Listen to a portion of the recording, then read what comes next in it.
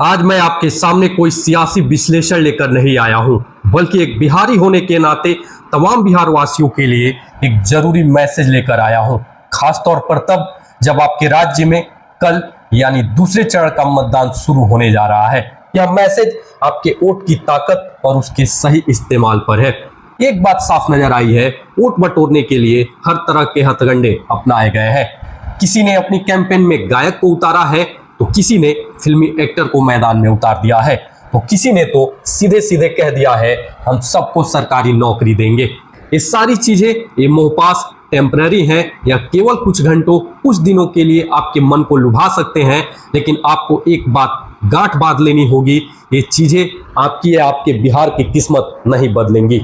असल मुद्दे क्या हैं, हमें सोचना होगा कि हमारी असल जरूरत क्या है और कौन इस जरूरत की बात कर रहा है। तो सबसे बड़ा मुद्दा है शिक्षा।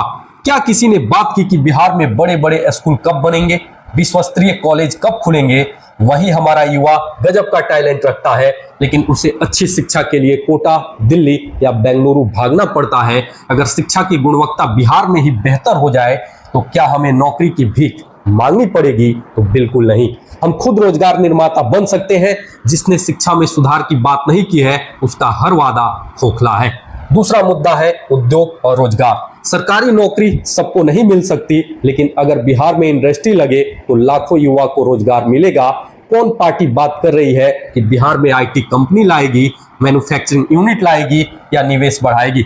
जब तक कारखाने नहीं लगेंगे तब तक पलायन नहीं रुकेगा। और तीसरा लेकिन सबसे गंभीर मुद्दा है स्वास्थ्य। हमारे लोग आज भी इलाज के लिए दिल्ली के एम्स की लाइन में खड़े रहते हैं। क्या किसी ने वादा किया कि बिहार में एम्स जैसे अस्पताल बनेंगे? जब तक स्वास्थ्य सुविधाएं नहीं सुधरेंगी तब तक हमारी आधी कमाई इलाज में डूबती रहेगी। स्वस्थ लोग ही एक मजबूत बिहार बना सकते हैं। कल आप वोट देने जा रहे हैं, यह आपका अधिकार है और कर्तव्य भी, लेकिन वोट देने से पहले खुद से सिर्फ एक सवाल पूछिए, इन वादों और नारों के शोर में कौन नेता मेरे बच्चों की शिक्षा, मेरी सेहत और मेरे परिवार के रोजगार की बात कर रहा है?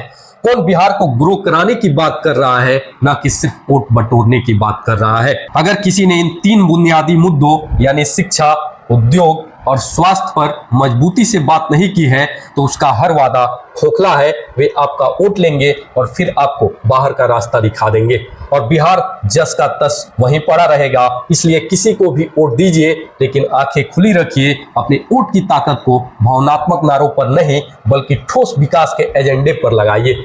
आपका वोट बिहार का भविष्य है, उसे बर्बाद मत होने दीजिए।